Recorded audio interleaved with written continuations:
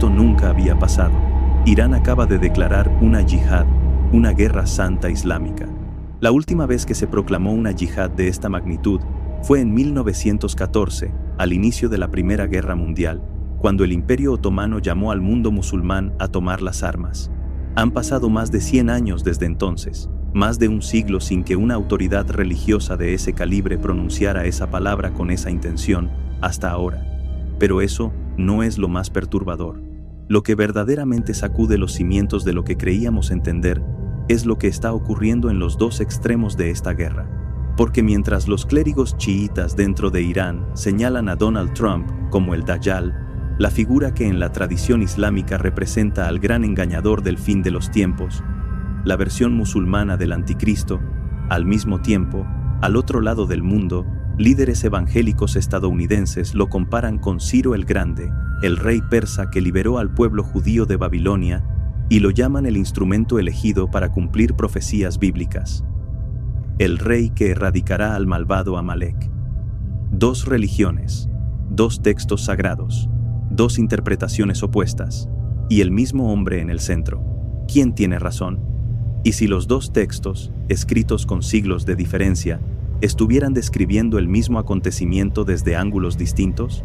¿Y si lo que estamos viviendo no fuera política ni geopolítica, sino el cumplimiento simultáneo de advertencias que fueron escritas hace milenios?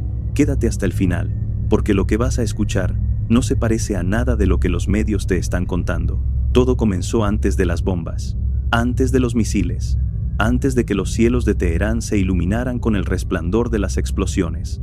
Para entender lo que está pasando ahora, hay que retroceder unas semanas, al momento en que la tierra misma de Irán empezó a temblar, no por los bombardeos, sino por algo mucho más profundo, la rabia contenida de un pueblo entero.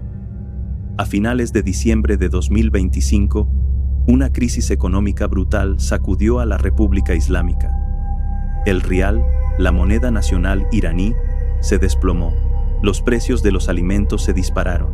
La inflación superó el 70%. Y entonces, algo se rompió. Las calles se llenaron. No en una ciudad, no en dos. En más de 100 ciudades simultáneamente, en las 31 provincias del país, fueron las protestas más grandes desde la Revolución Islámica de 1979. En 47 años de teocracia, nunca el pueblo iraní había salido con tanta fuerza, con tanta desesperación, con tanta claridad en lo que pedía, el fin del régimen. Y la respuesta del régimen fue exactamente la que los textos antiguos parecían anticipar. No hubo diálogo, no hubo concesiones, hubo masacre. La Guardia Revolucionaria Islámica, los batallones Basij, fuerzas de seguridad con rifles, escopetas, ametralladoras montadas y francotiradores apostados en los tejados de Teherán, abrieron fuego contra civiles desarmados. El 8 y el 9 de enero de 2026 fueron los días más sangrientos en la historia moderna de Irán.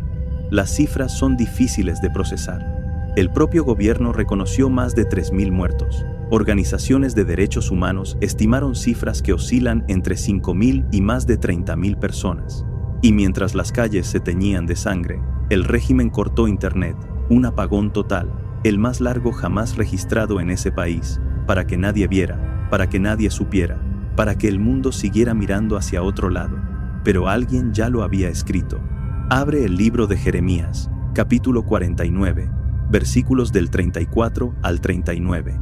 Es una profecía dirigida específicamente a Elam, y Elam no es un lugar abstracto ni un símbolo difuso.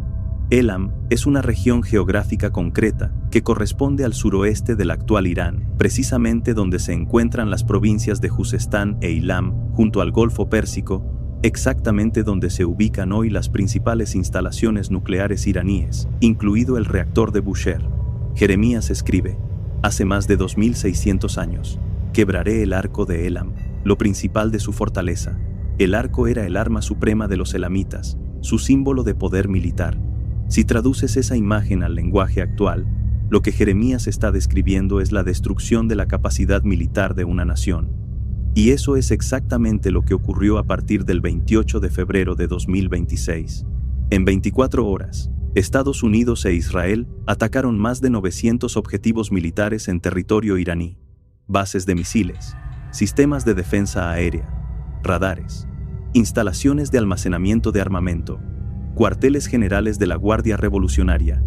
El arco de Elam fue quebrado, no metafóricamente, literalmente, y Jeremías no se detuvo ahí.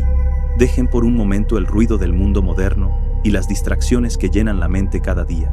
Esta no es una historia más, esta es una advertencia que fue anunciada hace tiempo. Este día nos alejaremos del presente inmediato para adentrarnos en profecías, señales y visiones que muchos ignoraron, hasta que empezaron a cumplirse. Palabras antiguas que no hablaban del pasado, sino de este tiempo que estamos viviendo ahora. Si este tipo de contenidos te gustan, te invito a suscribirte a Psicoprofecías Anunciadas y a dejar un me gusta. Este canal existe para quienes sienten que las coincidencias no existen y que algunas verdades solo se revelan cuando uno está dispuesto a mirar más allá. Déjame en los comentarios desde dónde estás viendo este video y qué hora es en este momento. Siempre me ha intrigado saber en qué parte del mundo se están despertando estas señales. Ahora, ponte cómodo y escucha con atención. Continuemos descifrando las profecías que ya fueron anunciadas. El verso 36 de Jeremías 49 dice algo que produce un escalofrío cuando lo lees hoy. Traeré sobre Elam los 4 vientos de los 4 confines del cielo, y los esparciré a todos estos vientos. 4 vientos, 4 direcciones, 4 fuerzas que convergen desde todos los puntos cardinales contra una sola nación. Ahora mira lo que está pasando en Irán en este mismo instante. El primer viento viene del exterior, la ofensiva militar conjunta de Estados Unidos e Israel, bautizada como Operación Furia Épica por los norteamericanos y Operación Rugido del León por los israelíes. El segundo viento viene del interior, las protestas masivas que llevan meses sacudiendo al país, un pueblo entero que clama por el fin de 47 años de teocracia. El tercer viento es económico, el colapso del rial, la inflación desbocada, los cortes de agua y electricidad, una nación asfixiada por décadas de sanciones y mala gestión. Y el cuarto viento es el más reciente, y quizás el más decisivo. Informes indican que la CIA está trabajando activamente para armar a las fuerzas kurdas y fomentar un levantamiento desde dentro, mientras se sostienen conversaciones con grupos de oposición iraníes. 4 vientos. 4 frentes. Exactamente como fue escrito. ¿Coincidencia? Tal vez. Pero Jeremías no había terminado. El versículo 38 es quizás el más impactante de toda la profecía. Dice: pondré mi trono en Elam y destruiré a su rey y a sus funcionarios. A su rey y a sus funcionarios. El 28 de febrero de 2026, los ataques coordinados de Estados Unidos e Israel alcanzaron el complejo del líder supremo de Irán. El ayatolá Ali Jamenei, el hombre que durante 36 años gobernó Irán con poder absoluto, fue eliminado en ese ataque. Su compuesto fue destruido. El 1 de marzo, los medios estatales iraníes confirmaron su muerte y declararon 40 días de luto nacional. Pero no fue solo él. En los mismos ataques murieron también Ali Shamkhani, ex jefe del Consejo Supremo de Seguridad Nacional, y varios otros altos funcionarios militares y políticos. El rey y sus funcionarios, no un rey. No algunos funcionarios. El rey y sus funcionarios. Exactamente como fue escrito hace 2600 años por un profeta que no tenía acceso a satélites, ni a inteligencia militar, ni a cables diplomáticos. Solo tenía una visión. Y esa visión se está cumpliendo mientras tú escuchas estas palabras. Pero hay algo más. Algo que la mayoría de los analistas políticos pasan por alto porque no miran los textos antiguos. La conexión con Purim. El libro de Esther cuenta la historia de un hombre llamado Amán, un funcionario del imperio persa que tramó un plan para exterminar a todos los judíos del reino, Persia, el mismo territorio que hoy llamamos Irán. La reina Esther, que era judía y había ocultado su identidad, arriesgó su vida para denunciar la conspiración ante el rey. El plan de Amán se volvió contra él. Fue ejecutado en la misma horca que había preparado para Mardoqueo, y los judíos fueron salvados. Esa historia se celebra cada año en la festividad de Purim. Y aquí es donde la historia se dobla sobre sí misma de una manera que desafía toda explicación racional. Los ataques de Estados Unidos e Israel contra Irán comenzaron el 28 de febrero de 2026. La festividad de Purim caía el 2 de marzo. Los bombardeos que eliminaron al líder supremo de Irán ocurrieron en los días inmediatamente anteriores a la celebración judía que conmemora la caída de un líder persa que quiso destruir a Israel. Hace 2500 años, un líder persa llamado Amán fue destruido por planear la destrucción de Israel. En 2026, un líder persa que durante décadas proclamó muerte a Israel fue destruido justo antes de la misma festividad que conmemora aquella caída antigua. Y la extrema derecha israelí no dejó pasar esta conexión, asociando abiertamente la figura de Amán con Jamenei. ¿Es esto una lectura legítima de los textos? ¿O es una instrumentalización peligrosa de la profecía? No voy a darte una respuesta cerrada, pero lo que no se puede negar es que el patrón existe. Y que ese patrón se repite con una precisión que incomoda. Ahora cambiemos de perspectiva. Porque hasta aquí hemos mirado desde la tradición bíblica. Pero hay otro texto sagrado que también tiene algo que decir sobre lo que estamos viviendo. Y lo que dice es igualmente perturbador. En la escatología islámica existe una figura conocida como el Dajjal, el gran engañador, el falso Mesías.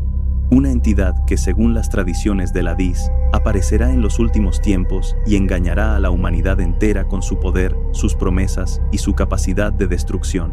Se describe como alguien que tendrá un poder militar inmenso, que controlará recursos y naciones, que parecerá invencible y que será seguido por masas que confundirán su fuerza con legitimidad. Cuando Trump ordenó los ataques contra Irán y declaró públicamente que el objetivo era el cambio de régimen, los clérigos chiítas dentro de Irán y en la diáspora comenzaron a referirse a él como el Dajjal, no como metáfora, no como insulto político, como identificación escatológica, como el cumplimiento de una profecía islámica. Y simultáneamente, esos mismos clérigos declararon que la llegada del Mahdi, el redentor profetizado en el Islam chiita que vendrá a restaurar la justicia en la tierra, está próxima, que este conflicto es la señal que anuncia su venida. Detente un momento y piensa en lo que esto significa. Lo que está ocurriendo es que millones de personas en ambos lados de este conflicto no lo están viendo como una guerra convencional, lo están viendo como un acontecimiento profético. Los evangélicos estadounidenses ven a Trump como un Ciro moderno, un instrumento divino que cumple profecías bíblicas. Los chiitas iraníes lo ven como el Dajjal, el engañador final que desata la última batalla. Y ambas narrativas se alimentan mutuamente. Cada acción militar confirma la profecía del otro bando.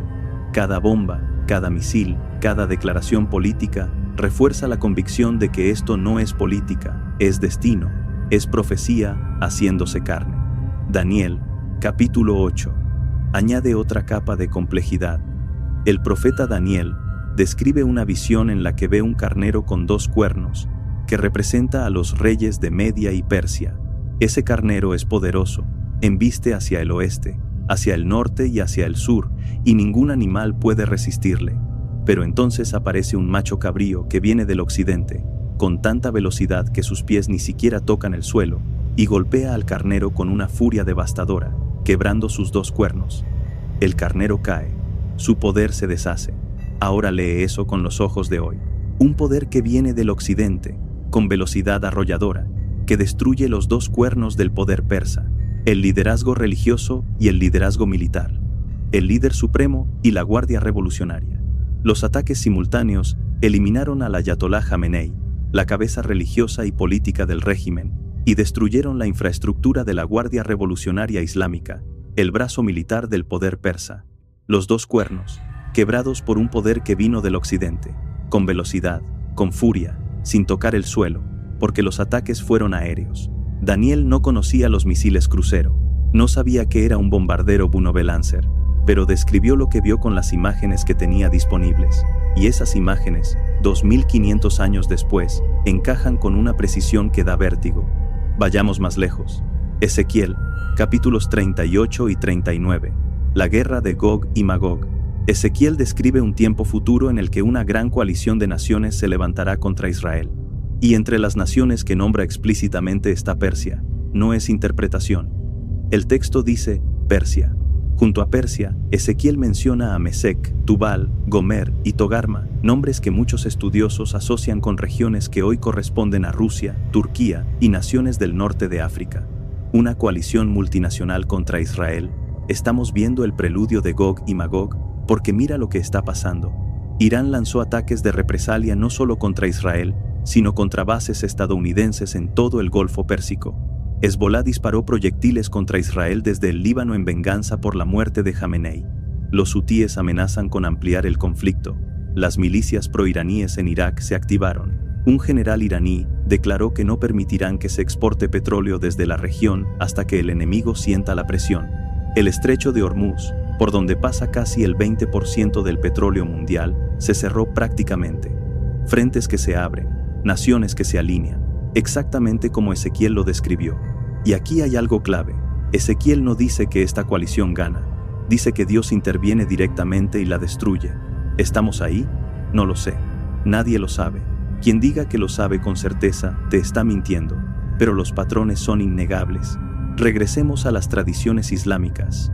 En la escatología chiita, los eventos del fin de los tiempos tienen una secuencia. Primero viene un periodo de gran opresión y caos. Luego aparece el Dajjal, y después llega el Mahdi, el Redentor, acompañado por el retorno de Isa, que es Jesús en la tradición islámica. El Mahdi y Jesús, juntos, derrotarán al Dajjal y establecerán un reino de justicia. Esto tiene paralelos extraordinarios con la escatología cristiana. En el Apocalipsis de Juan, aparece la figura del Anticristo, un líder mundial que engaña a las naciones con su poder. Luego viene la gran tribulación, y finalmente, el retorno de Cristo, que derrota al Anticristo y establece su reino. Un engañador poderoso, un periodo de sufrimiento extremo, un redentor que regresa.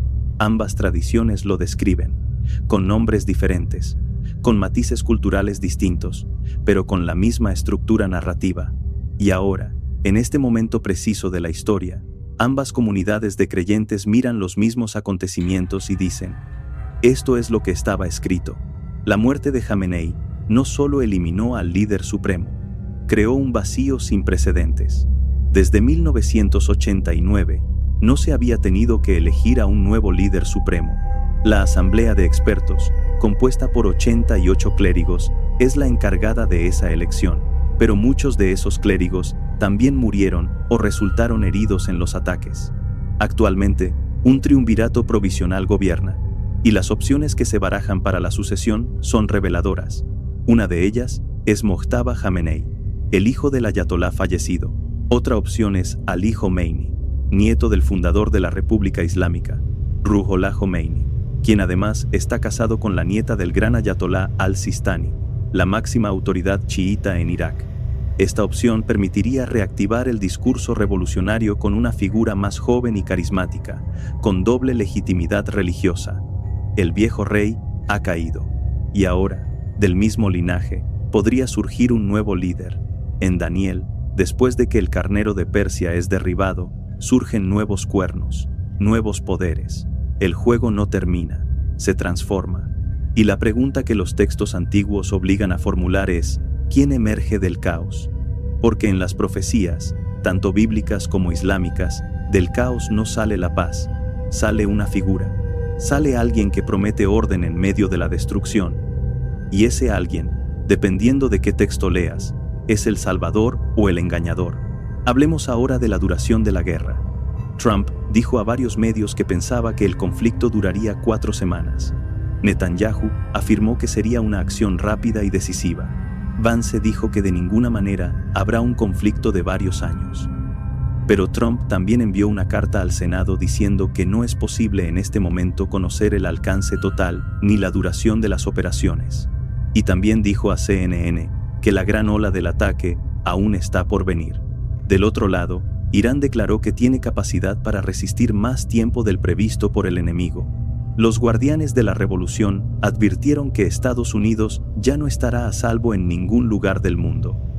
Pero hay un número que resuena en los textos bíblicos y que no puede ignorarse. 40. 40 días y 40 noches llovió sobre la tierra en el diluvio de Noé. 40 días pasó Moisés en el monte Sinaí. 40 años vagó Israel por el desierto. 40 días fue tentado Jesús en el desierto.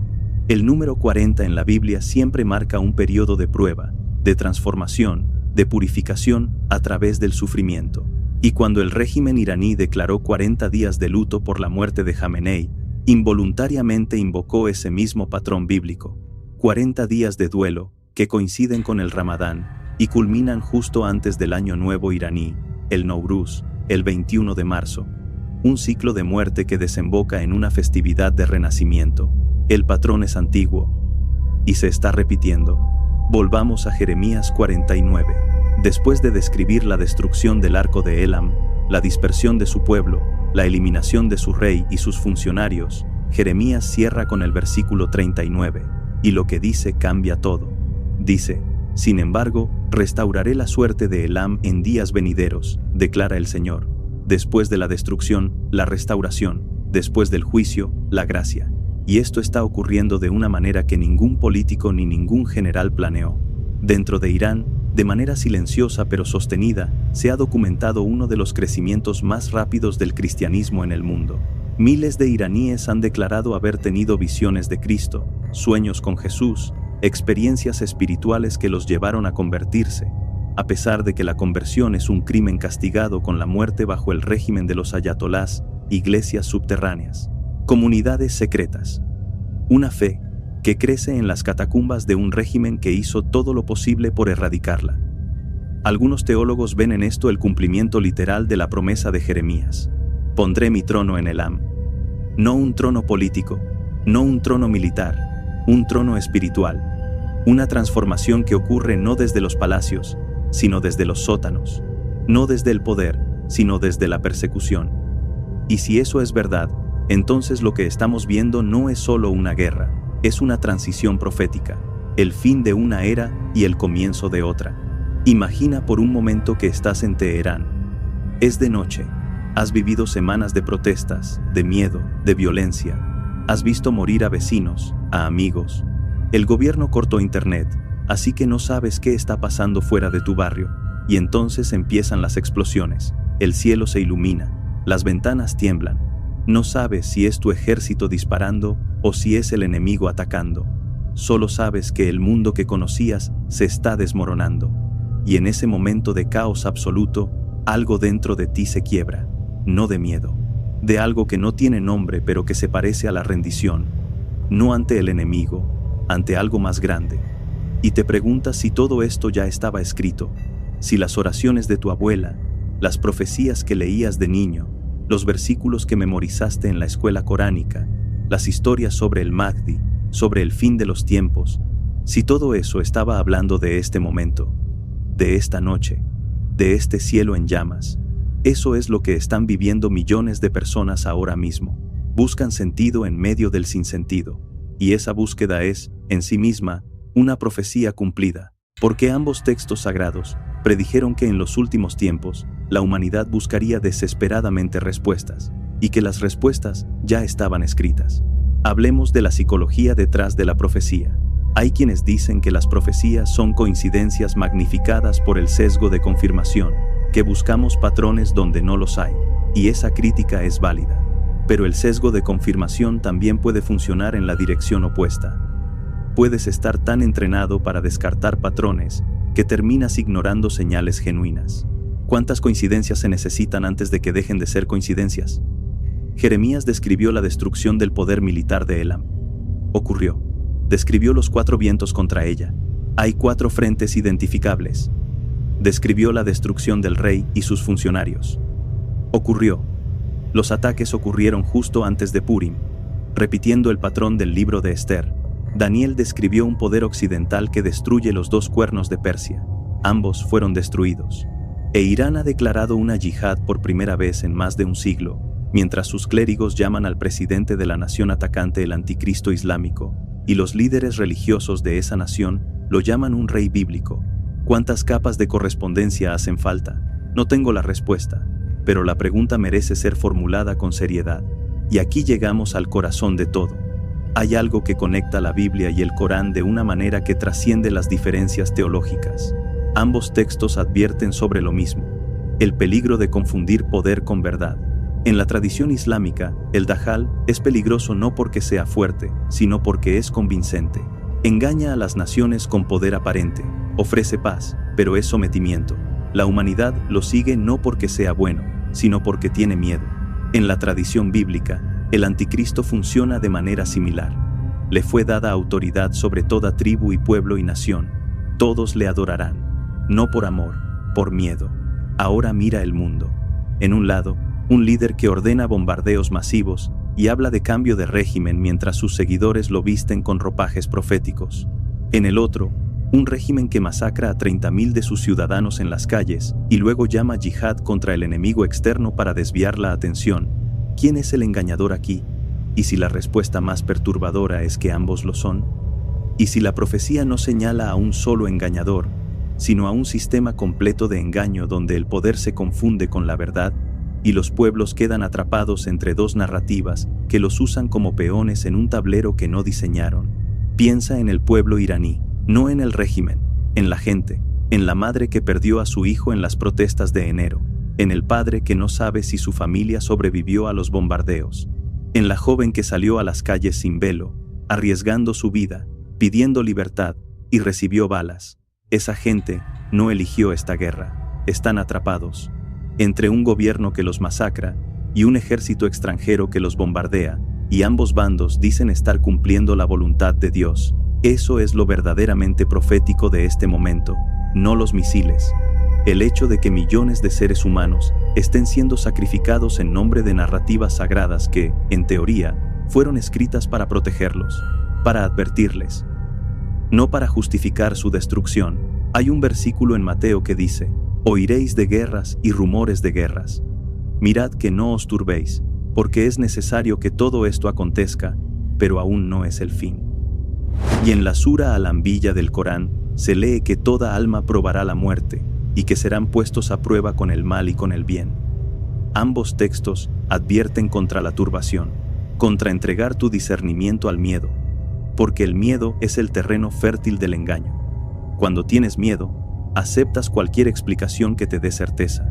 Cuando tienes miedo, sigues a cualquier líder que proyecte fuerza. Confundes profecía con propaganda. Los profetas no solo describieron lo que vendría, describieron cómo reaccionaríamos. Y nos advirtieron que la reacción sería tan peligrosa como el evento mismo. Nadie sabe si esto es el cumplimiento definitivo de las profecías del fin de los tiempos. Nadie. Ni los pastores evangélicos que ya están diseñando cronogramas del Apocalipsis, ni los clérigos chiitas que proclaman la llegada del Mahdi, ni los analistas que descartan toda dimensión espiritual. Lo que sabemos es que los textos existen, que fueron escritos hace milenios, que describen eventos que guardan correspondencias verificables con lo que ocurre hoy. Estos textos son específicos, nombran regiones concretas, describen dinámicas militares reconocibles, y convergen, desde tradiciones distintas, en una misma advertencia, que el mundo llegaría a un punto donde la guerra y la profecía serían indistinguibles. En Hechos 2, el día de Pentecostés, los primeros nombrados como testigos del nacimiento de la iglesia son partos, medos y elamitas.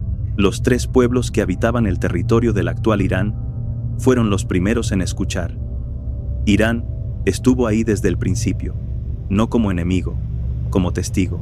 Y ahora, en medio de las bombas y la sangre, ese mensaje resurge, en sótanos, en casas secretas, en sueños que miles de iraníes reportan tener con una figura luminosa que les habla en farsi, como si la profecía se cerrara sobre sí misma, como si el principio y el final se tocaran.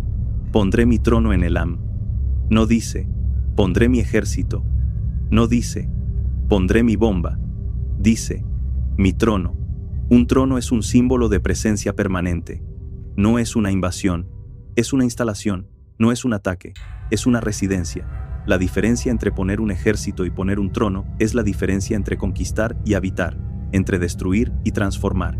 Quizás lo que Jeremías estaba describiendo no era la guerra que vemos hoy, sino lo que viene después. No la caída del régimen, sino el nacimiento de algo que germinará desde adentro, desde las comunidades secretas que llevan años creciendo en la oscuridad, esperando la luz. La profecía más poderosa no es la que describe la guerra, es la que describe lo que viene después. Dos religiones, dos textos sagrados, dos interpretaciones opuestas del mismo conflicto, y en el centro, una nación antigua que lleva el peso de profecías que no pidió cumplir. Tal vez la profecía no es una alternativa a la historia, es su capa más profunda, la capa que solo se revela cuando la superficie se agrieta, y la superficie se agrietó. Esto fue anunciado, no fue impuesto. La diferencia importa. Porque una profecía no es una sentencia, es una advertencia. Es un espejo puesto frente a la humanidad que dice, esto es lo que harán si no cambian. Los profetas no escribieron el futuro para que fuera inevitable. Lo escribieron para que fuera evitable. Y el hecho de que no lo evitamos, lo confirma de la manera más triste posible.